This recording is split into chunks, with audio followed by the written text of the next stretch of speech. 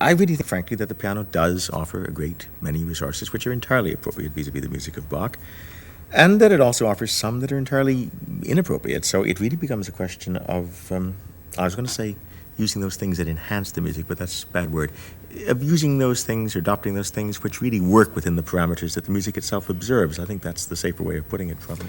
Well, of course, there are two really contrasting arguments which are put forth very frequently. One is that if Bach had had a piano, he would certainly have used a piano. I'm sure he would have. He was a very practical man in most ways, as we know.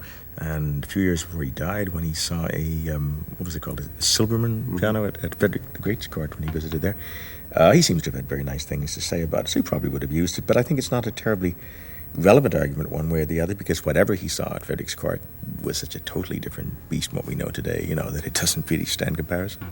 Okay, but the other argument, of course, is that he really didn't know the piano, notwithstanding his visit to Frederick's court, and that he didn't think in terms of its capabilities, that he couldn't have imagined the kind of instrument that it would become 2 centuries later, and that consequently whenever one does play this music on something other than the instruments that he knew, the harpsichord or the clavichord, one is in some way, I would say, violating the music, is not allowing to declare itself, to speak within the limits of the sonority that Bach had imagined. Mm-hmm.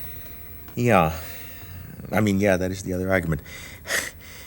I think that's where the proposition goes off the rails, if I may say so, Bruno, because if one really believes that, then it surely follows that one also believes that Bach, cared deeply about the specifics of sonority and of timbre as an element of composition. That in effect he was almost a slave to the instruments which he wrote, and I just don't think that's the way it was with Bach.